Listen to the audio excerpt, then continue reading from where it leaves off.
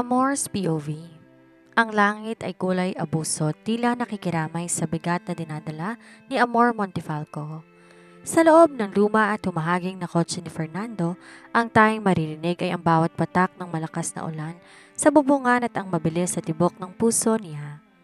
Bakit hindi ka makatingin sa akin, Amor? Ang boses ni Fernando Salcedo ay puno ng sugat. Isang sugat na siya mismo ang may gawa. Hinawakan ni Fernando ang kanyang muka, pilit na iniharap sa kanya. Ang mga mata nito na dati puno ng pagsamba ay naninikit na ngayon sa sakit at kalituhan. Sabihin mo sa akin nagbibiro ka lang. Sabihin mo sa akin hindi totoong litratong to. Tinaas ni Fernando ang mga envelope na naglalaman ng mga peking ebidensya ng kanyang pagtataksil. Huminga siya ng malalim. Kailangan niyang gawin ito. Ang kaligtasan ng kanyang ama mula sa mga kamay ng mga mapanirang osisero ay nakasalalay sa paglayo niya kay Fernando. Para sa mga ito, si Fernando ay sagabal, isang banta. Hindi biro yan, Fernando. Malamig na tugon niya rito. Pinilit niyang huwag manginig ang kanyang boses.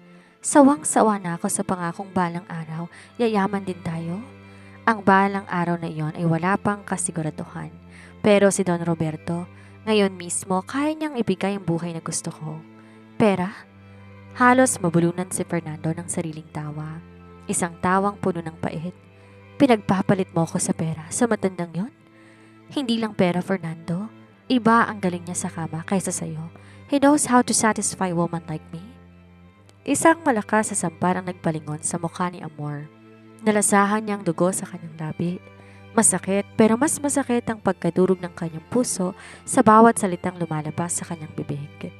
Walang hiya ka, bulong ni Fernando habang ang mga luha ay nagsisimula ng pumatak sa pisngi nito. Binigay ko ang lahat sa iyo, Amor. Kahit ang huling sentimo ko binigay ko para sa gamot ng tatay mo, tapos ito pang igaganti mo? Wala akong hininging tulong sa iyo, Fernando. Umalis ka na, ayaw na kitang makita. Mabilis na binuksan ni Amor ang pinto ng kotse at lumabas sa gitna ng hagupit ng ulan. Bawat hakbang niya palayo ay tila pagsira sa kanyang kaluluwa. Narinig niya ang pagsigaw ni Fernando sa kanyang pangalan, ang galit na paghampas ito sa manibela. Amor, bumalik ka rito, hindi pa tayo tapos. Sa ilalim ng madilim na kalsada, nakita niya ang pag-arangkada ng kotse ni Fernando. Sa sobrang bugso ng damdamin at labo ng paningin dahil sa ulan at luha ay hindi napansin ng lalaki ang dambuhalang truck na mabilis na bumabaybay sa intersection. Fernando, iwas! Sigaw ni Amor pero tinangay lamang ng hangin ng kanyang boses. Ang sumunod na sandali ay tila naganap sa slow motion. Ang nakakabinging tili ng preno, ang pagkiskis ng bakal sa bakal. Ang malakas na pagsabog ng salamin. Ang sasakyan ni Fernando ay tumalsik at nagpaikot-ikot sa kalsada bago bumagsak sa gilid ng bangin. Hindi, Fernando. Tumakbo siya patungo sa wasak na sasakyan. Wala siyang pakialam kung maputik o kung masugatan siya sa mga nagkalat na bubog. Pagdating niya roon ay nakita niya ang lalaking mahal niya, duguan at walang malay. Unti-unti na ring sinasakop ng usok ang paligid. Patawarin mo ko, Fernando. Patawarin mo ko. Hagulhol niya habang sinusubukan na buksan ang pinto. Pero huli na. Dumating na ang mga tao at sa pilitan siyang inilayo sa sasakyan. Doon, sa gitna ng trahedya, nalaman niyang isang katotohanan na mas lalong dudurog sa kanya. Hawak niya ang kanyang tiyan. Sa loob ng kanyang sinapupunan may isang buhay na nagsisimulang babuo. Ang huling alaala ng isang pag-ibig na kanya ring pinaslang. 7 taon ang lumipas, ngunit ang bawat gabi ni Amor ay hinahabol pa rin ng tunog na nagkikiskisang bakal at ng amoy ng sunog na goma. Sa isang maliit na apartment sa gilid ng Maynila, tinitigan niya ang kanyang anak na si Nathan habang mahimbing itong natutulog. Ang mga pilat sa puso niya tila muling kumikirot sa tuwing nakikita niya ang hugis ng ilong at ang kapal ng kilay ng bata. Ang katangian na ninakaw nito mula sa inang inakala ng lahat ay wala na. Mama, bakit ka po umiiyak? Mahinang tanong ni Nathan na nagising na pala. Agad na pinunasan niya ang luha ni Nathan. Wala anak, napuwing lamang si Mama. Matulog ka na, maaga pang pasok mo sa school bukas. Ngunit ang totoo, hindi ang paaralan ni Nathan ang iniisip niya, kundi ang kumpanyang pinagtatrabahuhan niya bilang isang hamak na data encoder, ang Monteverde Global Logistics. Binili ng isang misteryosong bilyonaryo mula sa ibang bansa. Ngayong araw ang formal na pagpapakilala sa bagong CEO at lahat ng empleyado ay kinakabahan. Pagdating ni Amor sa opisina, ang hangin ay mabigat at puno ng tensyon. Ang mga empleyado ay nakahanay sa lobby na tila naghihintay sa pagdating ng isang hari. Narinig niyo ba? Sobrang lupit daw ng bagong boss. Isang pagkakamali mo lang, sibak ka kaagad. Bulong ng kasamahan niyang si Gina. Hindi siya sumagot at nakatuon lamang ang kanyang paningin sa pintuang salamin. Maya-maya pa, isang itim na Rolls Royce ang huminto sa tapat. Bumukas ang pinto, lumabas sa isang lalaking naka-Amerikana ng kulay charcoal gray. Ang tindig nito puno ng otoridad at ang bawat hakbang ay may kasamang bigat na tila yayanig sa pundasyon ng gusali. Para siyang nauupo sa kanyang kinatatayuan. Ang lalaking naglalakad sa red carpet ay hindi ang payat at masayahing Fernando na minahal niya. Ito ay isang bersyon ni Fernando na hinulma ng galit at ng puot. May maliit na pilat ito sa gilid ng kilay, isang permanenteng paalala na ng gabing iyon sa kanila. Nang pumasok si Fernando sa lobby, lahat ay nakayuko bilang paggalang. Ngunit siya ay nanatiling nakatitig lamang at tila na estatwa na nawala ng hininga. Huminto si Fernando sa gitna at lumingon ito sa paligid. Ang mga mata nito ay malamig at walang emosyon, hanggang sa dumapo ang paningin nito sa kanya. Hindi ito umiwas. Sa halip, isang mapait at mapang-uyam ng ngiti ang sumilay sa mga labi ng bilyonaryo. Lumakad to papalapit sa kanya. Bawat yabag ng sapatos ito ay tila kabaong na ipinapako sa puso niya. Long time no see, Amor Montefalco. Malamig na boses ni Fernando. O mas gusto mong tawagin kitang Donya? Fernando? Halos pabulong na sabi niya. Buhay ka! Isang mahinang tawa ang kumawala kay Fernando, ngunit walang saya sa mga mata nito. Buhay ako dahil kailangan kong maningil. Akala mo ba matatapos ang lahat sa isang aksidente? 7 taon akong nagpakasakit sa rehab habang ikaw malamang nagpapakasasa sa pera na matandang kinalantari mo. Hindi totoo yan, Fernando. Pakinggan mo ako.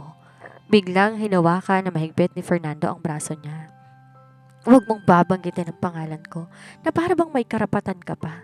Mula ngayon ako lang may-ari ng buhay mo. Lahat ng utang ng pamilya mo binili ko na at bawat sentimo noon babayaran mo. Sa paraang gusto ko, Amor. Nilapit ni Fernando ang mukha nito sa tenga niya, sapat para maumoy niya ang mamahaling pabango nito na humahalo sa panganib. Maghanda ka, Amor. Sisiguraduhin kong bawat patak ng luhang binuhos ko noon ay babayaran mo ng dugo ngayon. Maya-maya pa, binitawan siya ni Fernando ng marahas at naglakad to patungo sa elevator nang di man lang lumilingon. Naiwan siyang nanginig habang ang buong opisina ay nakatingin sa kanya. Sa sandaling yon, alam ni Amor na nagsisimula pa lamang ang tunay na impyerno. At ang mas malala, kailangan na mailihim niya si Nathan. Dahil kapag nalaman ni Fernando ang tungkol sa bata, alam niyang wala itong ititira sa kanya. Hindi tumitigil ang panginig ng mga kamay niya habang nakatayo sa harap ng nambuhalang pintuan ng CEO's office.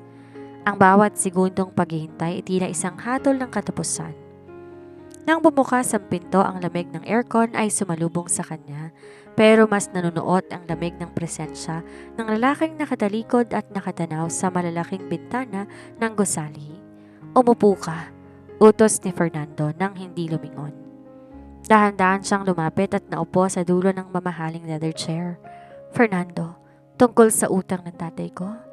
It's Mr. Salcedo for you, Miss Montefalco. Putol nito sa kanya.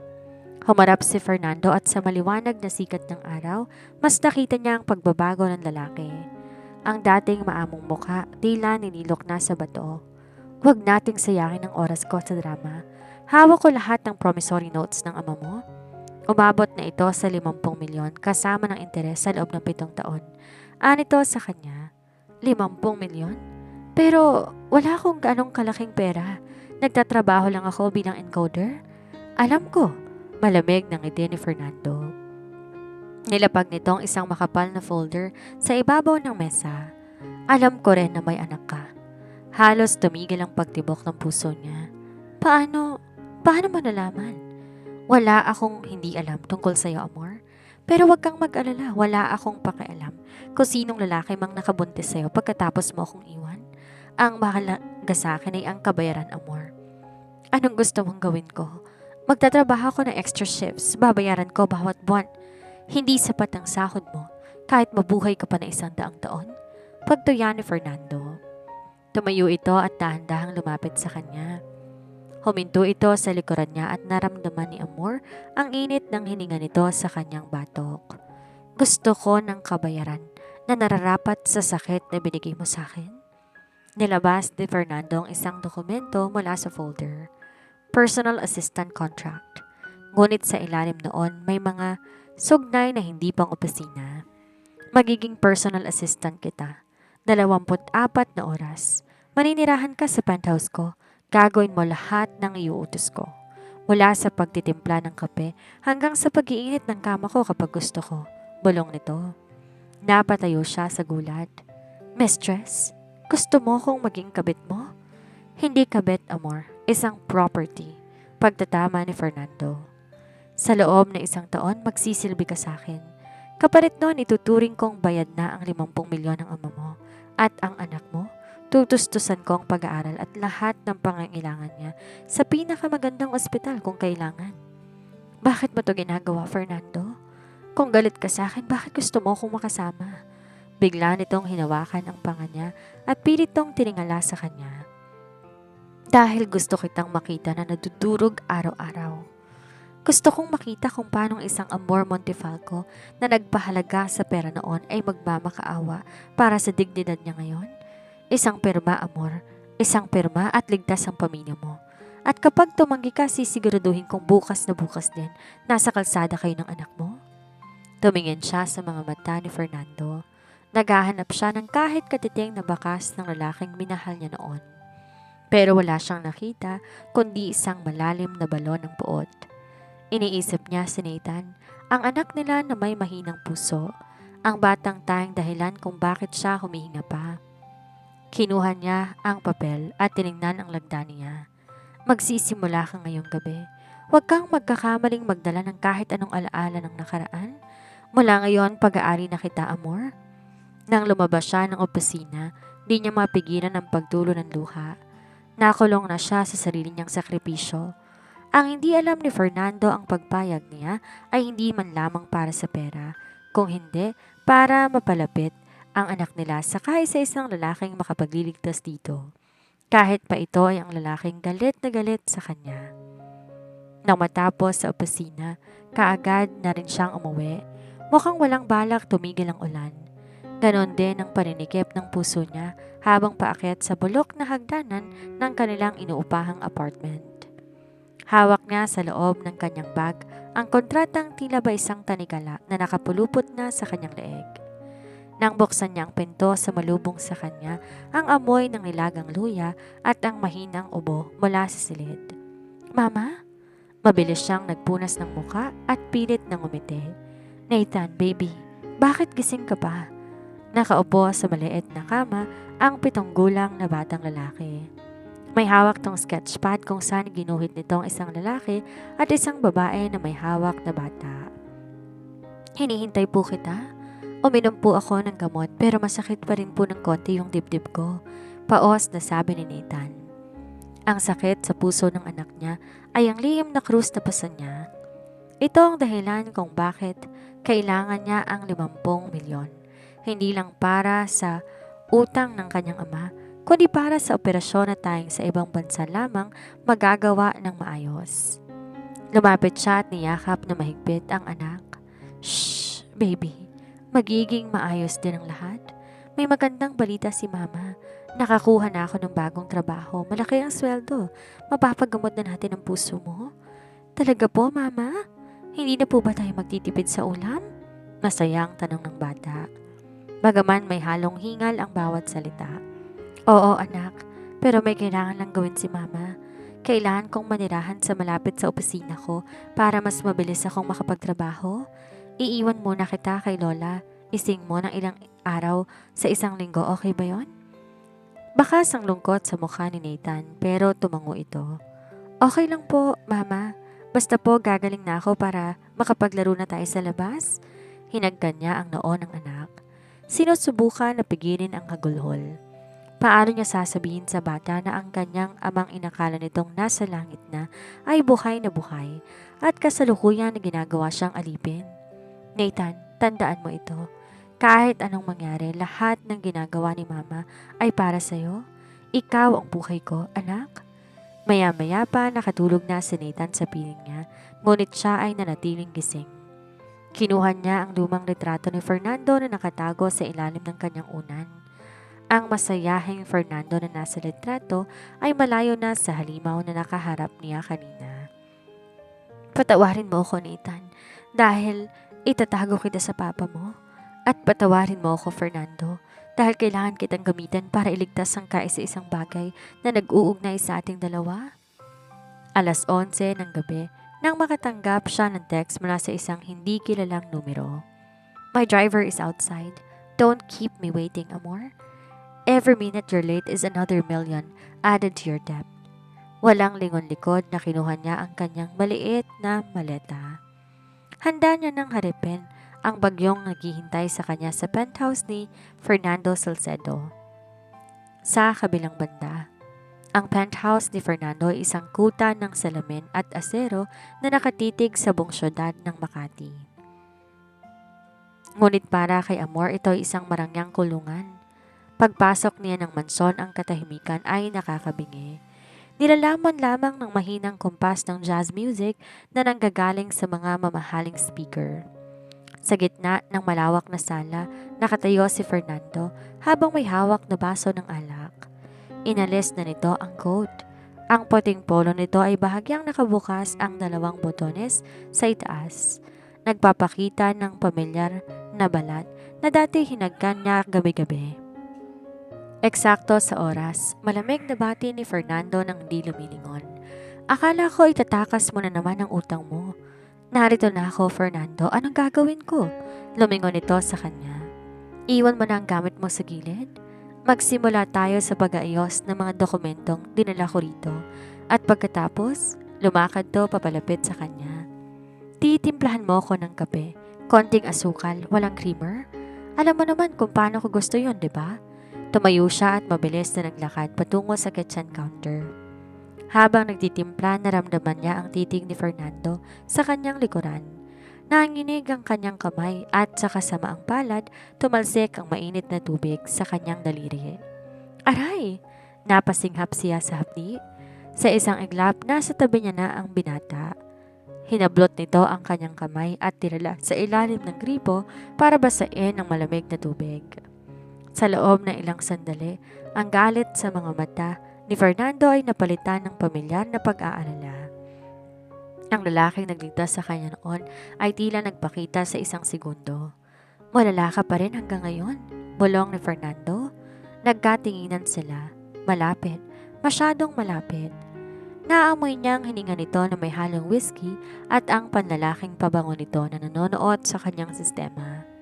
Nakalimutan niya ang sakit ng paso. Ang tanging naramdaman niya ay ang kuryente na dumadaloy mula sa pagkakahawak ni Fernando. Ngunit biglang nagbago ang aura ng lalaki. Parang natauhan to at marahas na binitawan ng kamay niya. Huwag mong isipin na gagana sa akin ang pagpapaawa mo, amor. Tapusin mo yan at pagkatapos, pumasok ka sa silid ko. May kailangan ako ipagawa sa'yo. Pagkasabi noon, kaagad na ring umalis ang binata. Wala na rin siyang nagawa kundi ipagpatuloy ang pagtitimpla ng kape para sa kanyang amo.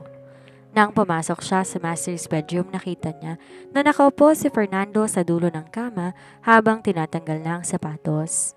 Mula ngayon, dito ka matutulog, utos nito. Ano? Pero sabi sa kontrata. Sabi sa kontrata, gagawin mo lahat ng gusto ko. At gusto ko sa tuwing magigising ako sa gabi dahil sa mga panaginip na ikaw ang may gawa, makikita kita sa tabi ko. Gusto ko na makita ang mukha ng babaeng pumaslang sa dating ako. Lumapit si Fernando at hinila siya paupo sa kama. Inilapit pa nito ang mukha sa kanya. Huwag kang mag-alala, Amor, hindi kita gagalawin. Hindi ko kailangan ng katawan na ibebenta sa iba. Panguuyam nito. Gusto ko lang na maramdaman mo ang pagiging bilanggo. Sleep on the left side, don't touch me, and don't you dare leave this room. Humiga na si Fernando at tinalikuran siya. Naiwan siya nakaupo sa gilid ng kama habang ang luha tahimik na pumatak. Nakulong siya sa tabi ng lalaking mahal niya, ngunit sa pagitan nila ay may isang pader na kasing taas ng langit. Isang pader na siya mismo ang nagtayo 7 taon nang nakakaraan. Isang linggo ang lumipas na tila isang mahabang bangungot. Ang bawat gabi sa penthouse ay isang parusa ng katahimikan at mga malamig na titig. Ngunit ang gabing ito ang pinaka-kinatatakutan ni Amor. Isang malaking charity gala para sa mga pinaka-mayamang negosyante sa bansa ang gaganapin. At iniutos ni Fernando na dapat siyang sumama bilang personal escort. Isang mamahaling emerald green backless gown ang ipinadala ni Fernando sa kanya. Pagsuot noon, tila bumalik ang dating Amor, ang dalagang puno ng pangarap. Ngunit nang makita niya ang sarili sa salamin, ang nakita niya ay isang babaeng may malalim na lungkot sa mga mata. Huwag kang masyadong humanga sa sarili mo, bungad ni Fernando na nakasandal sa pinto ng silid. Nakatoksido ito at tila isang Diyos na bumaba sa lupa. Sinuot ko lang yan sa'yo para hindi ako mapahiya. Ang isang hamak na utusan na mukhang basahan ay hindi nababagay sa tabi ko. Bakit kailangan ko pang sumama, Fernando? Pwede naman akong mag-ayos ng files mo rito eh. Mahina ang sagot niya rito. Dahil gusto kong makita ka nila. Gusto kong makita ka ng mga taong nakasaksi sa pag-iwan mo sa akin noon kung nasan ka na ngayon. A trophy of my victory over you. Di na lang siya umimik at tinanggap na lamang lahat ng sinabi ng binata. Lumipas pa ang ilang sandali nang makarating na sila sa parking ng mansyon. Akmang sasakay na siya sa likod ng kotse nang pigilan siya ni Fernando. At sino may sabing dyan ka mauupo? Ipagbukas mo ko ng pinto at dyan ka sa harap maupo katabi ng driver. Pagalit na utos nito. Kahit naiinis na siya sa ugali ni Fernando, wala naman siyang magagawa kundi ang sumunod. Ginawa na lamang niya ang ipinag-uutos nito. Binuksan niya ang pinto ng backseat. Maupo na po kayo, kamahalan. Good, anito sa kanya. Pagdating sa grand ballroom ng isang 5-star hotel, ang lahat ng mga mata ay nakatuon sa kanila. Ang bulong-bulungan ay tila ba bubuyog sa pandinig sa kanya. Hindi ba si Amor Montefalco yan? Ang dating nobyo ni Fernando na nakipagtanat sa matandang bilyonaryo? Bakit sila magkasama? At tingnan mo, mukha siyang yaya na binihisan lang. Mas lalo pang hinigpitan ni Fernando ang pagkakahawak sa bewang niya. Nilalapit siya sa kanyang katawan, ngunit ang haplos na iyon ay walang init. Puno ito ng pagmamayari at pananakop. Umiti ka, Amor. Isipin mo lang na ito na ang pinakamahal na entablado na tinuntungan mo. Bulong ng binata habang bumabati sa mga kliyente. Sa gitna ng kaganapan, lumapit ang isa sa mga dati nilang kakilala, si Marco.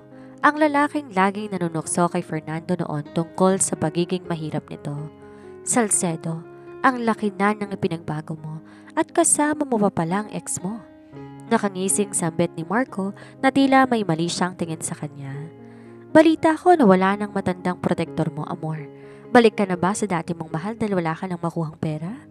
Nalamig siyang bigla at ang kanyang mga kamay nagsimulang manginig. Inaasahan niyang ipagtatanggol siya ni Fernando gaya ng ginagawa nito noon, pero nanatiling nakangiti ang binata habang umiinom ng wine. Alam mo naman si Amor, Marco, she goes where the money is.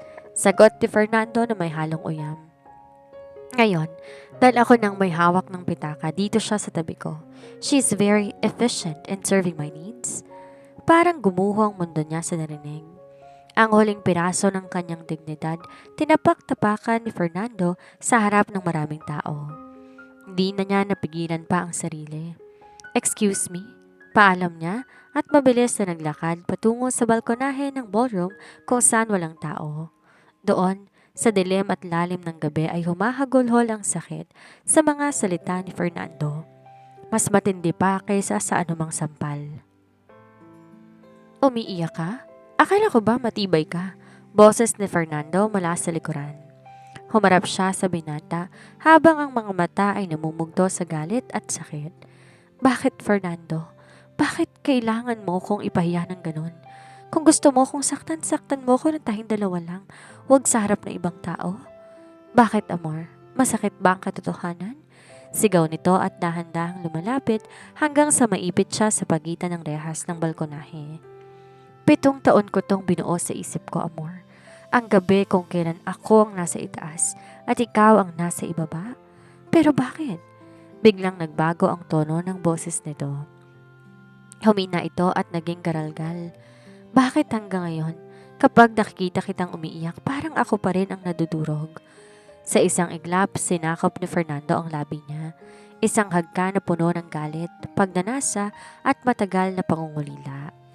Isang hagka na nagpapaalala sa kanila na kahit anong pait ng nakaraan, ang apoy sa pagitan nila ay hindi kailanman nawala. Ngunit sa gitna ng hagka na iyon, isang pangalan ang pumasok sa isip niya. Nathan! Mabilis niyang tinulak si Fernando. Hindi to tama. Walang tama sa ating dalawa, Amor. Hingal na sabi ni Fernando habang ang mga mata tila naguguluhan din. Umuwi na tayo. Ayoko nang makita pa ang mukha mo rito. Madaling araw na makabalik sila sa penthouse. Pagpasok sa loob, dire-diretsyong nagtungo si Fernando sa bar counter nito at tila gustong lunurin ang natitirang emosyon mula sa hagkan na naganap sa balkonahe kanina. Matulog ka na, Amor? Ayokong makita ang mukha mo hanggang bukas. Di na siya sumagot at agad nang dumiretso sa silid at humiga. Ang bawat hibla ng kanyang pagkatao ay nanginginig pa rin sa presensya ni Fernando.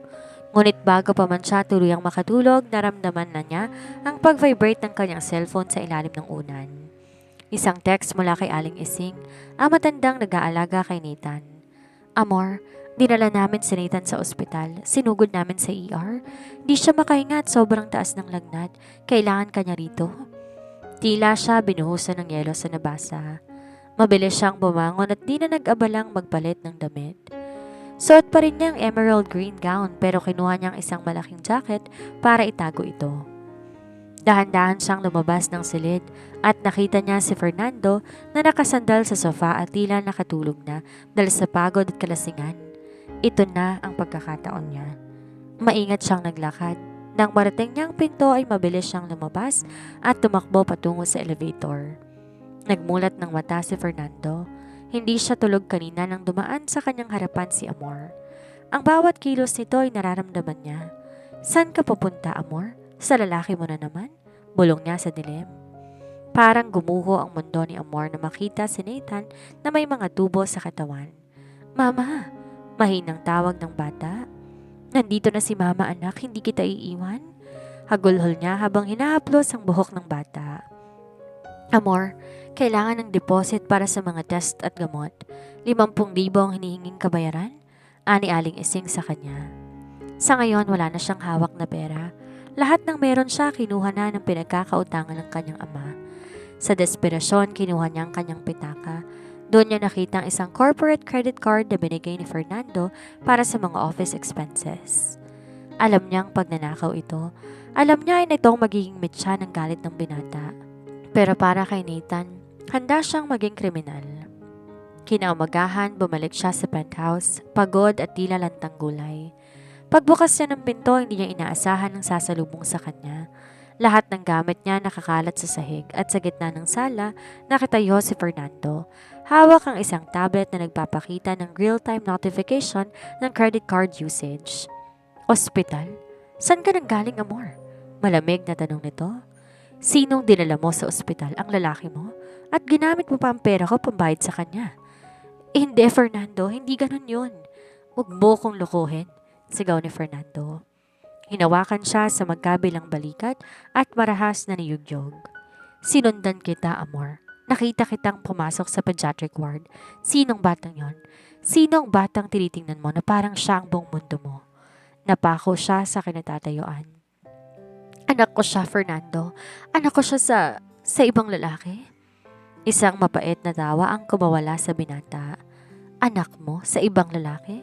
Kaya ba kailangan mo ng pera? Kaya ba nagtiis ka rito dahil kailangan mo ng pambayad sa anak mo sa ibang lalaki? Binitawan siya ni Fernando na tila ba nandidiri. Gusto mong iligtas ang anak mo? Fine. I will pay for everything. I will give him the best doctors pero may kapalit, amor. Tumingin si Fernando ng diretso sa kanyang mga mata. Isang tingin na puno ng malisya at paghihigante. Mula ngayon, hindi ka lang assistant. Magpapakasal ka sa akin. Pero hindi dahil mahal kita. Magpapakasal ka sa akin para maging legal na alipin ko habang buhay. I want to own you, amor. At ang batang yon, hindi niya malalaman na ako ang nagliligtas sa kanya habang ang nanay niya ay dahan-dahang nalulusaw sa piling ko. Sa kabilang banda, hindi puting gown ang suot ni Amor kundi isang simpleng off-white dress na binili ni Fernando sa isang mabilisang utos. Wala ring simbahan. Sa loob lamang na isang malamig at madilim na opisina ng West na ganap ang lahat. Walang mga saksi kundi ang mga bodyguard ni Fernando na nakatayo sa labas at tila mga bantay sa binangguan. I now pronounce you husband and wife. Saan ng West na halatang naiilang sa tensyong namamayani sa dalawang tao sa harapan nito. Walang kiss the bride na naganap. Pagkatapos pirmahan ng mga dokumento, malamig na kinuha ni Fernando ang kanyang gintong papel at isinilid sa bulsa. Tayo na, marami pa akong trabaho. Simpleng sabi nito bago tinalikuran ng kanyang bagong asawa. Sa loob ng sasakyan pauwi sa penthouse, ang katahimikan ay tila isang buhay na nilalang na sumasakal kay Amor. Nakatingin siya sa singsing na nasa kanyang daliri, isang dambuhalang brilyante na sumisimbolo sa kanyang pagkakagapos. Bakit, Fernando? Basag niya sa katahimikan. Bakit kailangan pa na umabot tayo sa ganito? Nakuha mo na ang gusto mo. Hawak mo ng utang ng pamilya ko. Bakit kailangan na itali mo pang sarili mo sa akin? Lumingon to sa kanya. Dahil gusto kong siguraduhin na wala nang ibang lalaking makakahawak sa'yo. At ang batang yon, si Nathan. Nanggigigil ang boses ni Fernando sa pagbanggit ng pangalan ng bata. Gusto kong malaman niya na ang lalaking kinasusuklaman ng nanay niya ang siyang nagpapakain sa kanya. Wala siyang kasalanan dito, Fernando. Huwag mo siyang idamay. Ani ako rito. Kasalanan niyang mabuhay sa sinapupunan ng isang babaeng katulad mo. Sigaw ni Fernando dahilan para mapatalon siya sa gulat. Mula ngayon, Amor, Salcedo ka na. Pero wag mong isipin ang apelidong to'y magbibigay sa'yo ng karangalan. Ito ay marka ng pagmamayari ko sa'yo. Pagdating sa penthouse, hindi siya pinatuloy ni Fernando sa master's bedroom. Sa halip, dinala siya nito sa isang maliit na silid sa dulo ng pasilyo. Ang dating bodega na ngayon nilagyan ng isang maliit na kama. Dito ka. Ayokong makasama sa isang kamang isang babaeng amoy ibang lalaki pa rin sa isip ko. Bulyaw nito bago malakas na isinara ang pinto. Napaupo siya sa gilid ng kama, yumanig ang kanyang balikat sa paghikbi. Hawak niya ang kanyang tiyan, ang bahaging yon ng kanyang katawan na 7 taon nang nagdadala ng sekreto na unti-unti siyang pinapasna. Kung alam mo lang, Fernando, kung alam mo lang na ang batang kinamumuhian mo ay ang sarili mong dugo. Ngunit sa kabila ng sakit, may isang munting liwanag. Dahil sa kasal na ito na ilipat na ni Fernando si Nathan sa pinakamagandang ospital sa bansa. Ang operasyon ay nakatakda na sa susunod na buwan. Kahit maging alipin siya habang buhay, basta't mabuhay lang kanyang anak, tatanggapin niyang lahat. Kinagabihan habang akala niya tulog ng lahat, narinig niya ang pagbukas ng kanyang pinto. Pumasok si Fernando na amoy alak at tila naguguluhan ng itsura. Lumapit ito sa kama at biglang lumuhod sa sahig. Sinandal ang mukha sa kandungan niya. Bakit mo ginawa sa akin to, Amor? Bakit kailangan mong pumaslang ng tao para lang sa pera? Mahal na mahal kita noon.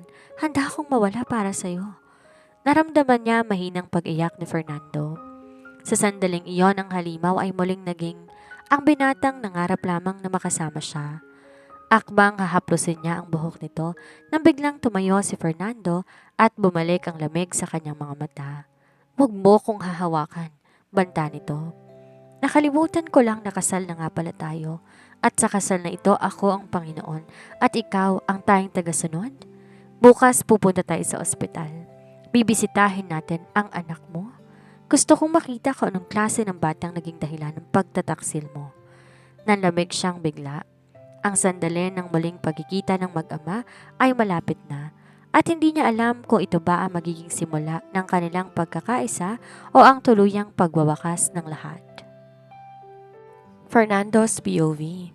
Pansin niyang kanina pa hindi mapakali si Amor. Ang bawat takbang niya sa puting tiles ay tila ba tunog ng paparating na hatol. Ayusin mong mukha mo. Bulong niya rito bago sila pumasok. Ayokong isipin ng bata na tinatakot kita, kahit yun naman ang totoo. Nang bumukas ang pinto, nakita rin nila si Nathan na nakaupo sa kama. Nagbabasa ng isang libro tungkol sa mga bituin. Mama! Masayang sigaw ni Ethan. Ngunit agad tong natigilan na makita ang apo. Sino po siya? Umakbang si Fernando pasulong. Plano niyang maging malamig. Plano niyang ipakita sa bata na siyang makapangyarihang donor na nagmamayari sa buhay nila. Ngunit nang magtamang kanilang mga mata, tila siya napako sa kanyang kinatatayuan. Ang mga mata ni Nathan, mula sa kulay hanggang sa paraan ng pagkurap, ay parang nakatingin sa isang salamin ng kanyang sariling kabataan. Nathan, anak? Lumapit si Amor at tinawakan ng kamay ng bata. Siya si Tito Fernando. Siyang tumutulong sa atin para gumaling ka? Nanatili siyang tahimik. Tinitigan niya ang bata at binabasa ang bawat linya ng mukha nito. Nakita niya ang maliit na nunal sa malapit sa tenga ni Nathan, ang mismong nunal na meron din siya. Salamat po, Tito Fernando. Sabi po ni Mama, bayani raw po kayo. Kayo po ba nagpadala ng mga bagong laruan ko? Napatingin siya kay Amor. Bayani? Yun ba ang pinakilala ni Amor sa bata pagkatapos ng lahat ng pananakit niya? I just paid for the room. Mariing sagot niya. Don't get used to it, kid. Ngunit lumapit si Nathan at hinawakan ng kamay niya. Sabi po ni Mama, ang mga taong tumutulong sa may sakit mapupunta sa langit. Gusto ko pong maging katulad niyo paglaki ko, matangkad at matapang. Tila may bumarang kung ano sa lalamunan ni Fernando. Mabilis niyang binawi ang kanyang kamay. Hindi mo alam ang sinasabi mo, magpahinga ka na. Maya-maya pa, lumabas na siya ng silid nang hindi nagpapaalam. Sumunod si Amor, kinakabahan sa maaaring maging reaksyon ng lalaki. Inabutan niya si Fernando sa dulo ng hallway habang nakasandal sa pader, tila kinakapos ng hininga. Fernando, okay ka lang? Ilang taon na siya? Mabilis na tanong nito. Hinarap siya ng lalaki habang ang mga mata puno ng pagdududa at namumuong galit. Sabihin mo sa akin ang totoo, Amor. Huwag mo kong lokohin ngayon kung ayaw mong ipatigil kong operasyong to. 7 taon, mahinang sagot niya. 7 taon at 6 na buwan? Mabilis na nag-calculate ang isip ni Fernando. 7 taon ang nakakaraan mula nang maghiwalay sila. Ang aksidente, ang gabi sa ulan, ang huling gabi nagsalo sila bago lahat ng trahedya. Anong petsa siya ipinanganak? Inawakan niya ang balikat ni Amor at dinikit sa pader. Sinasabi mo sa akin na pag-alis mo sa akin nakipagsalo ka agad sa ibang lalaki at nabuntis ka? O ang batang yan ay hindi sa'yo si Nathan? Pagsisinungaling ni Amor. Bagamat ang kanyang mga mata ay nagsusumamo. Sinabi ko na sa'yo kay Don Roberto siya. Huwag mong bigyan ng mali siyang itsura ng bata. Nagsisinungaling ka? Sigaw ni Fernando. Nakikita kong sarili ko sa kanya, Amor. Ang mga mata, ang nunal, ang paraan ng pagngiti niya. Huwag mong sabihin nagkataon lamang yun. Wala kang karapatan sa kanya, Fernando. Ani rito habang tumutulo na ang kanyang mga luha. Pinabayaan mo kaming mawala. Nung gabing yun, wala kang ibang iniisip kundi ang galit mo. Ngayong maayos ng buhay mo, huwag mo kaming guluhin. Kung sa akin ang batang yan, Amor, sisiguraduhin kong kukunin ko siya sa'yo. Banta ni Fernando. Magpapagawa ko ng DNA test at kapag napatunayan kong anak ko si Nathan, hindi mo na siya makikitang muli. Gagawin kitang estranghero sa sarili mong anak bilang bayad sa 7 taon ipinagkait mo siya sa akin. Tumalikod si Fernando at iniwan siyang nakalugmok sa sahig ng ospital. Ang sikretong iningatan niya, naging isang sandata na ngayon nakatutok sa kanyang sariling leeg. Ang penthouse ay di na naging isang malamig na laboratorio ng tensyon. Simula nang bumalik sila mula sa ospital, di na kinausap pa ni Fernando si Amor. Ngunit bawat kilos nito, tila may planong nakatago. Alam ni Amor na hindi titigil si Fernando hanggat hindi nito nakukuha ang sagot na hinahanap. Habang mahimbing ang tulog ni Nathan sa ospital, Palihim na inutusan ni Fernando ang kanyang pinagkakatiwalaang tauhan na kumuha ng hair sample mula sa suklay ng bata at sa toothbrush nito. Kumuha rin siya ng sarili niyang sample. I want the results in 24 hours. Utos ni Fernando sa doktor sa kabilang linya. I don't care how much it cost. Just give me the truth. Habang sa loob ng salid ni Amor, narinig niya mga bulong ni Fernando sa labas. Hindi siya manhid. Alam niyang nagsimula ng proseso ng DNA test. Kinakabahan siya, hindi dahil natatakot siya na malaman ni Fernando na ito ang ama, kundi dahil sa banta nito na ilalayo sa kanya si Nathan. Kailangan kong makaalis dito, bulong niya sa sarili. Kailangan namin magtago. Ngunit paano? Ang bawat kanto ng penthouse ay may CCTV. Bawat labas ng bahay may bantay. Para siyang ibon sa gintoang hawla na hinihintay na lang ang oras ng kanyang katapusan. Sa gitna ng kanyang desperasyon, pumasok si Fernando sa kanyang silid. Walang katok, walang pasabi. Hawak nito ang isang envelope. Bakit ka narito? Tanong niya at pilit tinatago ang panginig ng kanyang boses. Gusto lang kitang paalalahanan sa rules natin, Mrs. Salcedo. Anito habang dahan-dahang lumalapit. Huwag kang magtatangkang tumakas. Alam kong iniisip mo. Nakikita ko sa mga mata mong balak mong pag-alis. Hindi ako aalis, Fernando. Paano ko aalis kung nasa ospital ang anak ko? Good. Dahil bukas malalaman na natin kung kaninong anak nga ba talaga si Nathan. Nilapit ni Fernando ang mukha nito sa kanya bago bumulong. Kapag nalaman kong nagsisinungaling ka, Amor, kung sa akin yung batang yun at tinago mo siya sa akin habang naghihirap ako sa rehab, sisiguraduhin kong malalasap mo ang impyernong hindi mo pa nararanasan. At kung hindi sa'yo, hamon niya rito kahit ang totoo, gusto niya nang himatayin sa takot. Kung hindi sa akin, itatapon ko kayo sa kalsada. Hahayaan kong anak mong mabulok sa sakit nang walang tulong mula sa akin. Isang malakas sa sampalang dumapo sa pisngi ni Fernando. Walang hiya ka. Wala kang puso. Mabilis namang hinawakan ni Fernando ang braso niya at binalibag siya sa kama. Wala akong puso? Sinong pumaslang sa puso ko 7 taon na nakakaraan, Amor? Ikaw! Tinuruan mo kung maging ganito?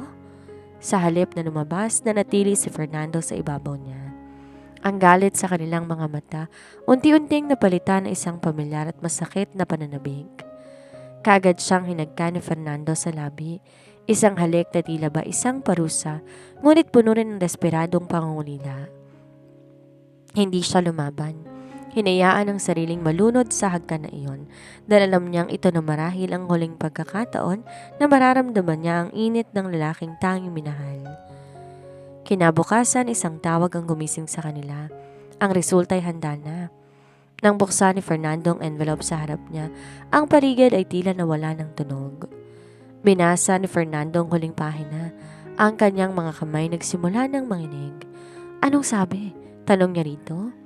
Tumingin si Fernando sa kanya at sa unang pagkakataon, sa loob ng 7 taon nakita niya ang tunay na sakit sa mga mata nito. Hindi galit kundi isang malalim na pagsisisi. The probability of paternity is 99.9%. Anak ko siya, Amor. Anak ko si Nathan. Binitawan niya ang papel at napaupo sa sahig. 7 taon. 7 taon akong walang kaalam-alam na may anak ako. 7 taon siyang nagkasakit na walang ama niya. Bakit, Amor? Bakit mo to ginawa sa akin? Ang twist na kinatatakutan ni Amor ay nangyari na. Ngunit ang hindi niya alam, may mas malalim pang sekreto si Fernando na hindi pa nito na ilalabas. Isang sekretong magpapabago sa tingin ni Amor sa lahat ng nangyari nung gabing yon sa ulan. Fernando's POV. Nanatiling tulala si Fernando sa hawak na papel. Bigla siyang tumayo at hinarap si Amor nang may nandilisik na mga mata. 7 taon, Amor. 7 taon akong nabuhay sa galit sa pag-aakalang wala akong dahilan para mabuhay kundi saktan ka. Pero may anak ako. May anak tayo. Ginawa ko lang yon para iligtas ka, Fernando. Sigaw pabalik ni Amor sa kanya. Pinagbantaan nilang buhay mo, ang pamilya mo, ang tatay mong nagbayad sa mga naniningil sa amin para layuan kita. Natigilan siya sa binunyag ni Amor. Ang kanyang galit tila nahaluan ng pagkalito. Ang tatay ko? Wala na si Papa, Amor. Pumanaw siya sa heart attack bago pang aksidente ko. Hindi, Fernando. Buhay siya noon. Siya nagbigay sa akin ng pera para sabihin siyang may iba na ako. Sinabi niyang sisirain niyang buhay mo kapag nanatili ako sa tabi mo. Akala ko kapag lumayo ako magiging ligtas ka. Anito habang umiiyak. Isang mapait na tawa ang kumawala sa kanya. Ligtas? Ang aksidenteng kinasangkutan ko noon, hindi yun aksidente. Nanlaki ang mga mata ni Amor. Anong ibig mong sabihin? May pumutol sa preno ng sasakyan na bago pa man tayo mag-usap ng gabing yun, pag-amin niya dito. Hindi si Don Roberto ang may gawa nun. Hindi rin ang mga pinagkakautangan ng tatay mo. Ang sarili kong pamilya ang gustong pumaslang sa akin para makuha ang insurance at ang share ko sa kumpanya. Kaya ako nagpakalayo-layo. Kaya ako nagpayaman sa ibang bansa para bumalik at ubusin sila. Kita niya ang pinagsiklop ni Amor ang dalawang kamay. Kaya pala kahit anong tago ko nahanap mo kami. Pero ang pinakamasakit, lumapit siya kay Amor, hinawakan ang mukha nito. Ang pinakamasakit ay malaman na habang nakikipaglaban ako para mabuhay sa rehab, ang babaeng mahal ko ay nagdadalang tao sa anak ko. At wala man lang ako nagawa para protektahan kayo. At dahil dyan hindi ko mapapatawad ang sarili ko. At hindi ko rin mapapatawad ang ginawa mo. Tinago mong anak ko sa loob ng 7 taon. Pinanood mo akong manakit sa'yo nang hindi mo sinasabi sa akin ang totoo. Natatakot ako, Fernando. Natatakot ako na kapag nalaman mo, kukunin mo si Nathan sa akin. Dapat kang ang matakot, sigaw niya rito. Dahil ngayon hindi ko lang kukunin si Nathan. Sisiguraduhin kong wala kang magiging karapatan sa kanya. Ang kasunduan natin ay tapos na. You are my wife on paper but you are nothing to my son. Huwag, Fernando. Maawa ka. Lumuhod si Amor sa harapan niya. Kahit anong ipagawa mo gagawin ko. Huwag mo lang iliwas sa akin ang anak ko. Kailangan niya ako. May sakit siya sa puso. Gagamutin siya, Amor. Ako ang magliligtas sa kanya. Bulyaw niya bago lumabas ng silid at malakas na isinara ang pinto. Naiwan si Amor na nakasubsob sa sahig. Ang katotohanang inakala niyang magliligtas sa kanila ay naging metsa na isang mas matinding digmaan. Si Fernando nabulag sa sakit at pangungulila, handa nang maging tunay na halimaw para lang mapunan ang 7 taong nawala sa kanya.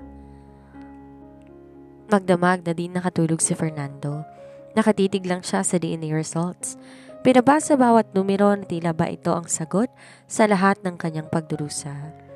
Nang sumapit ang umaga, di siya pumasok sa opisina. Sa halip, dumiretso siya sa ospital. Sa pagkakataong to, hindi niya kasama si Amor. Pinag-utos niya sa kanyang bodyguards na huwag palalabasin si Amor sa penthouse. Gusto niyang sandaling to para sa kanilang dalawa lamang ng kanyang anak. Pagpasok niya sa suite ng ospital, nakita niya si Nathan, mahinang naglalakad sa loob ng silid habang bitbit ang kanyang IV stand. Tito Fernando, masayang bati ni Nathan. Bagaman bakas ang hingal sa boses nito. Nasaan po si Mama? Lumuhod siya para magpantay ang paningin nila. Sa unang pagkakataon, hinayaan niyang makita ng iba ang kanyang kahinaan. Hinawakan niya ang manipis na balikat ng anak. Nathan, may sasabihin ako sa'yo, panimula niya. Alam mo ba kung bakit kita tinutulungan? Hindi lang dahil sa trabaho ng mama mo. Kumunot ang noo ni Nathan. Bakit po? Huminga siya ng malalim. Dahil ako ang papa mo. Ako ang lalaking matagal mo nang hinihintay. Katahimikan. Nakita niya ang pagbabago na ekspresyon sa mukha ni Nathan. Pero sabi ni Mama, nasa malayo po kayo. Sabi niya, mahal na mahal niyo po kami pero kailangan niyo pong umalis. Doon, tila sinakop siya ng konsensya. Habang sinusumpa niya si Amor sa loob ng 7 taon, ang babaeng yon ay pinalaki ang kanilang anak sa isang magandang alaala tungkol sa kanya. Hindi siya ginawang kontrabida ni Amor sa paningin ng bata. Patawarin mo ako, Nathan. Mahigpit niyang niyakap ang anak. Patawarin mo ko dahil wala ako sa tabi mo nung kailangan mo ko. Papa! Hagulhol ni Nathan. Akala ko po hindi niyo na kami gusto. Akala ko po ayaw niyo sa akin. Hindi mangyayari yan, anak. Mula ngayon hindi na ako mawawala sa tabi mo. Sa gitna ng kanilang pag-uusap ng anak, bigla niyang naramdaman ng pagbigat ng katawan ni Nathan. Ang bata ay nagsimulang mangisay at tila habol ang hininga. Nathan?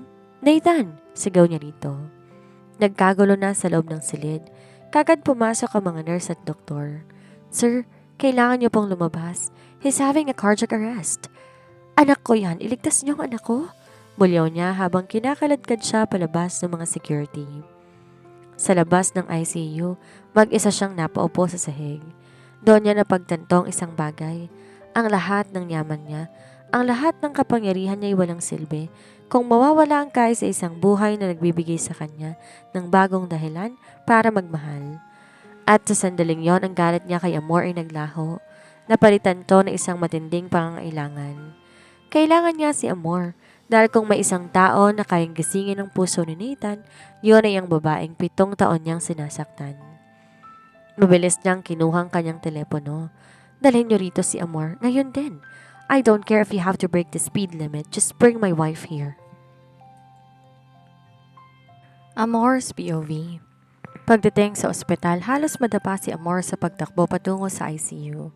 Doon sa tapat ng malaking salamin, nakita niya si Fernando. Ang matikas na bilyonaryo ay nakaluhod sa sahig habang nakasubsob ang mukha sa palad. Nasaan ang anak ko? Sigaw niya habang hinahawakan ang kwelyo ni Fernando. Anong ginawa mo sa kanya? Tumingala lang to habang ang mga mata ay punong-puno ng pagsisisi at matinding takot. Sinabi ko na kay Nathan, Amor.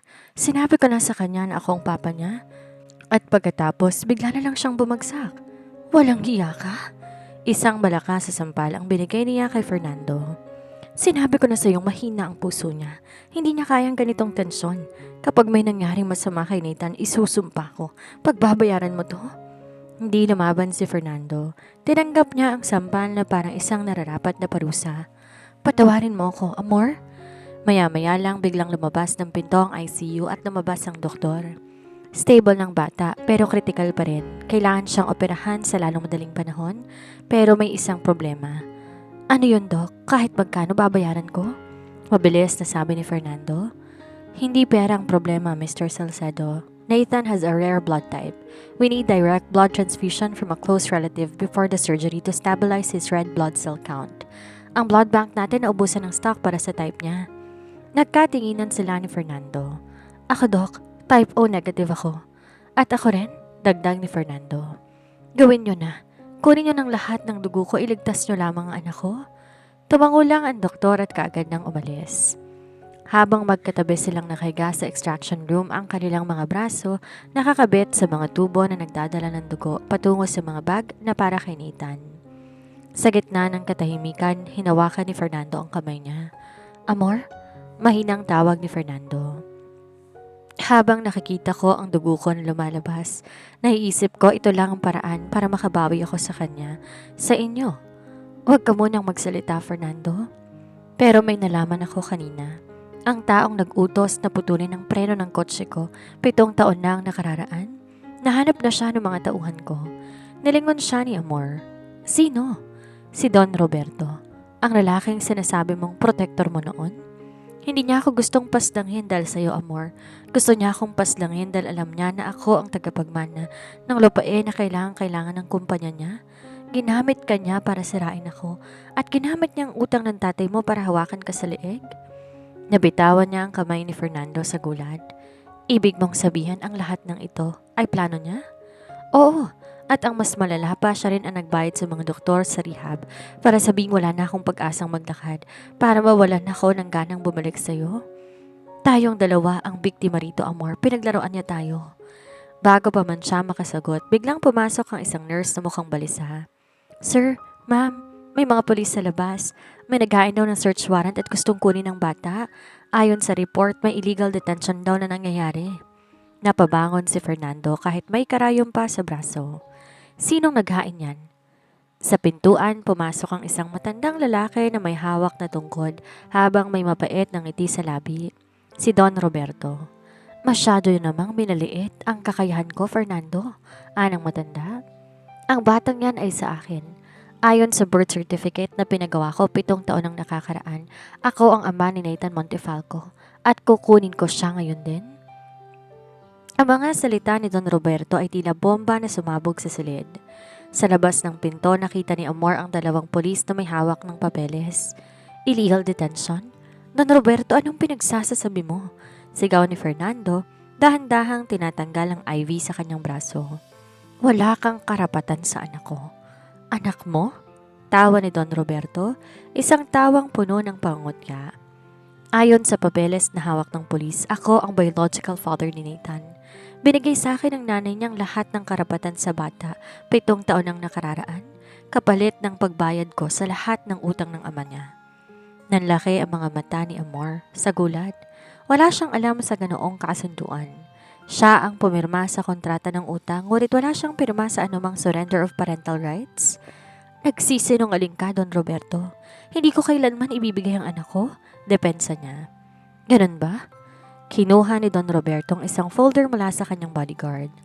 Narito ang pirma mo, Amor. Isang pirma sa isang blankong papel na pinapirmahan ko sa iyo na nagmamadali kang humingi ng pera. At ngayon, ginamit ko yan para patunayan na ako ang legal na ama ni Nathan. Napalingon si Fernando sa kanya. May mas matalim pa ba kayong sekreto? Bago pa man siya makasagot, hinarang na ni Fernando ang daan ni Don Roberto. Hindi mo makukuha si Nathan. Hinding-hindi. O haharapin mo ba ang kasong obstruction of justice, Mr. Salcedo? Mapangahas na tanong ng matanda. Gusto mong makulong habang kritikal ang bata? Akala ko ba matalino ka? Sige, arestohin niyo ako. Pero hindi ako aalis dito hanggat hindi kasamang anak ko. Wala kang magagawa, sigaw ni Don Roberto at nagbigay ng senya sa kanyang tauhan. Biglang pumasok ang dalawang lalaking nakaitim at takbang lalapitan ng silid ni Nathan. Ngunit bago pa man sila makapasok, humarang na siya. Huwag kayong lalapit sa anak ko. Amor, tumabi ka, sigaw ni Fernando. Nagkagulo na sa hallway habang nagpapambuno si Fernando sa mga tauhan ni Don Roberto. Ang isang pulis ay akmang lalapitan si Nathan, ngunit biglang dumating ang isang pamilyar na mukha, si Tito Arthur, ang pinsan ni Fernando na matagal nang naging abogado ng pamilya. Search warrant? Kayong mga pulis lumalabag sa batas. Sigaw ni Tito Arthur habang nilalabas ang kanyang badge. May utos ang korte na temporary restraining order laban kay Mr. Roberto Monteverde na lapitan ng mga Salcedo, lalo na ang mga minor de edad. Fernando Salcedo is a minor no more. Tumingin si Fernando kay Tito Arthur. Nakita ang isang kopya ng court order hawak ng pinsan. Pero may birth certificate ako. Ako ang nakalagay na ama sa birth certificate. Depensa ni Don Roberto. At kami naman may DNA results na nagpapatunay na si Fernando Salcedo ang biological father. Gante ni Tito Arthur. Ang birth certificate mo ay isang kaso ng falsification of public documents, Mr. Monteverde. At ang pagpasok mo rito ng may banta sa minor de edad ay grave falsification, coercion. Meron akong arrest warrant para sa'yo.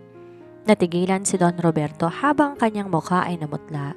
Hindi ito mangyayari.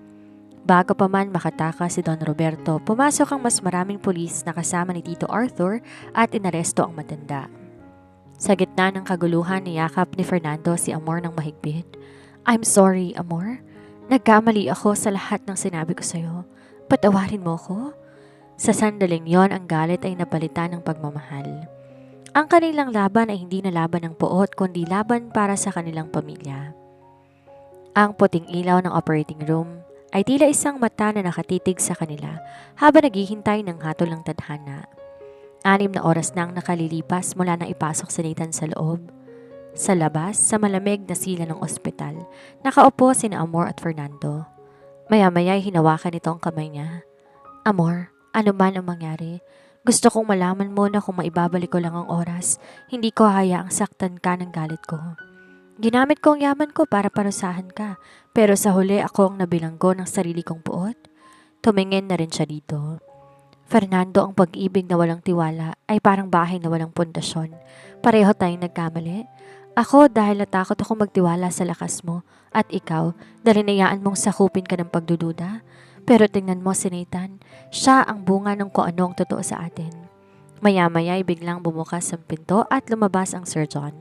May bahagyang ngiti sa labi nito. The operation was a success. Nathan's heart is beating strong on its own now. He is a fighter, just like his parents. Halos matumba si Amor sa labis na pasasalamat. Kaagad din siyang niyakap ni Fernando. Isang yakap na hindi napilit kahit puno ng ginhawa. Sa sandaling yon, ang lahat ng pait, ang lahat ng utang, at ang lahat ng paghihiganti ay tila inanod ng agos ng kanilang mga luha. 3 buwan, matapos sa matagumpay na operasyon ni Nathan, ang dating madilim na penthouse ni Fernando ay napuno ng liwanag at tawanan. Wala na ang mga lamig na pader ng puot. Napalitan na ito ng mga litrato ng kanilang pamilya. Isang gabi, habang mahimbing na natutulog si Nathan, niyaya siya ni Fernando sa balkonehe. Amor, tawag nito sa kanya. Bakit Fernando? Ang lalim yata ng iniisip mo. Biro niya habang lumalapit. Iniisip ko kung gaano ko kapalad. 7 taon akong nabulag ng galit. Pero sa kabila nun, hindi mo hinayaang maging masama ang tingin sa akin ng anak ko. Pinagtanggol mo ang pangalan ko sa kanya kahit sinasaktan kita. Anito. Dahil kahit kailan, di ka naman naging masamang tao sa paningin ko, Fernando. Biktima ka lang din ng sakit. Maya-maya, nagulat siya nung biglang lumuhod si Fernando sa harap niya. Kinuha nitong isang maliit na kahon mula sa kanyang bulsa. Sa loob noon ay isang singsing. Hindi ang dambuhala at malamig na brilyante na ibinigay nito noong pinilit siyang pakasalan, kundi isang simpleng gintong banda na may nakaukit na Amor Vincit Omnia o Love Conquers All. Fernando, anong ginagawa mo? Kasal na tayo, diba? Gulat na tanong niya. Hindi, Amor. Ang kasal natin sa West, bunga ng panggigipit ko. Isa yung kontrata ng pagkakakulong, pero ngayon, gusto kitang ayain sa isang kasal, bunga ng pag-ibig. Isang kasal kung saan di kahalipin o property, kundi reyna ng buhay ko at nanay ng aking mga anak. Nagsimulang mangilid ang luha sa mga mata niya. Amor Montefalco, sa harap ng Diyos at sa harap ng ating anak, maaari mo ba akong pakasalan muli? Oo, Fernando, hagulhol niya habang tumatango. Oo, papakasalan kita kahit ilang beses pa.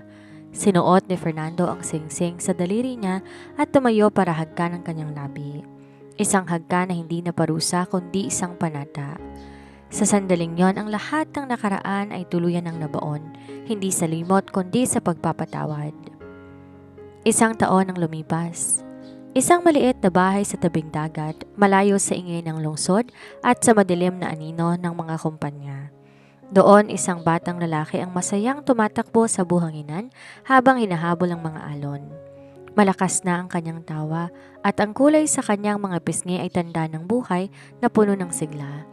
Nathan, huwag masyadong malayo. Sigaw ni Amor habang nag-aayos ng pagkain sa picnic mat. Hayaan mo siya, Amor. Binabantayan ko siya. Wika ni Fernando nakakalabas lang mula sa tubig. Dinuhat niya si Nathan at inilagay sa kanyang balikat. Ang prince natin, kailangan na matutong sumabay sa agos. Lumapit ang mag-ama sa kanya at naupo sila sa ilalim ng gintong sikat ng araw. Wala na ang mamahaling tuxedo ni Fernando. Suot na lamang nito isang simpleng puting t-shirt. Wala na rin ang mga bodyguards. Silang isang pamilyang nabuo mula sa pagkawasak. Salamat sa hindi pagsuko sa akin, Amor. Anito habang nakatitig sa dagat. Akala ko noon ang paghihigante ang magbibigay sa akin ng kapayapaan. Pero ang pagpapatawad pala ang tayong susi para makalaya. Ngumiti siya at sinandal ang mukha sa balikat ng asawa. Hindi tayo nakulong dahil sa utang o dahil sa galit, Fernando.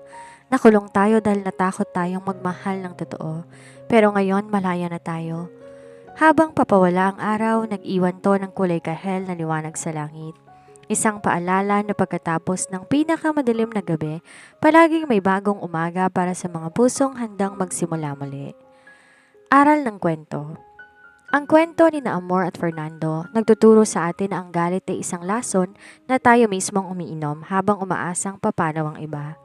Ang tunay na lakas hindi nasusukat sa yaman o kapangyarihan, kundi sa kakayahang magpatawad at aminin ang sariling pagkakamali.